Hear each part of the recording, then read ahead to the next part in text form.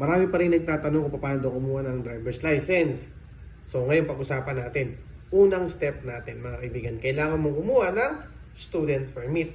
Ang student permit po mga kaibigan ay may mga requirements. Una, kailangan po ikaw meron kang PSA. So dapat po meron ka yan. And then kung naka-ready po yan or meron ngayon yan, kumuha po kayo ng TDC. Ito yung Theoretical Driving Course na nagkakahalaga ng 1,000 pesos.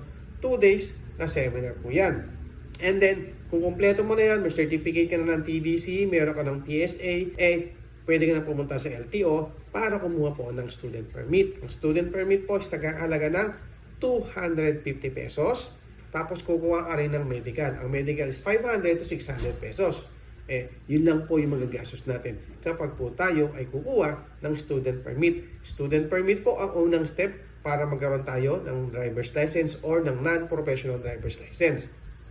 Then, after 31 days or 32 days na mga kaibigan, ay pwede mo na pa yung ipa-non-pro.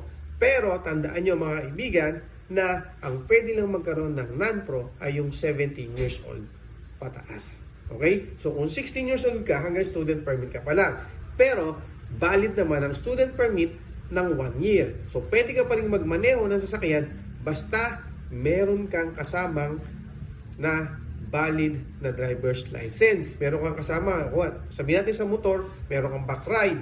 Tapos kung sa kotse naman, sa 4 wheels naman, doon sa tabi mo, yung merong hawak na valid na driver's license. Pwedeng non-pro, pwedeng professional. Okay? So, after 32 days ng iyong student permit at ikaw ay 17 years old na, pwede na ka naman munang kumuha ng PDC. Ang PDC po is nagkakahalaga ng 1,500 to 2,500 para po sa motorsiklo at tricycle.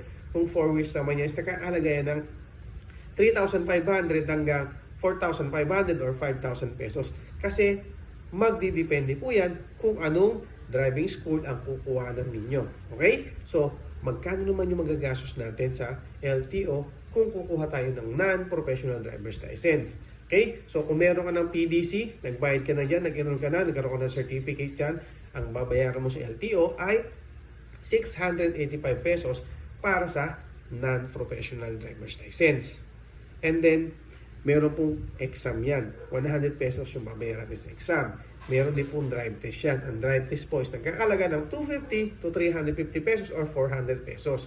Yun po ang magagastos lang natin sa pagkuha ng non-professional driver's license. Ulitin ko, hindi po doon kasama yung PDC. Iba po yung PDC doon sa babayaran natin sa LTO. Kasi po ang PDC, yan po ay nasa mga driving school. Private po yung mga driving school na yan. So, kaya mas maganda mag-canvas kayo sa mga driving school na medyo mura o mas mababang maningil para sa mga PDC at saka sa mga TDC. Kasi yung iba, merong libreng TDC. Yung iba naman, mas mababa yung TDC. Pero, mas masasuggest ko sa inyo, merong LTO kasi na libre yung TDC. Kumuha na po kayo dun. Sayang din yun, 1,000 pesos din po yun. 15 hours na seminar. Okay? So yun mga kaibigan na ganoon yung paraan para makakuha tayo ng driver's license. So, ilang days po ba kung talagang susundin natin para magkaroon tayo ng driver's license? Mga kaibigan, 32 days lamang magkakaroon ka na ng non-professional driver's license. Basta nadaan ka sa tamang proseso. At dapat tama yung age mo. 17 years old, pwede ka na magkaroon ng non-professional driver's license or valid na driver's license. Okay? Sana po nakatulong ang video na to sa mga nagtatanong kung paano makakuha ng driver's license. Salamat!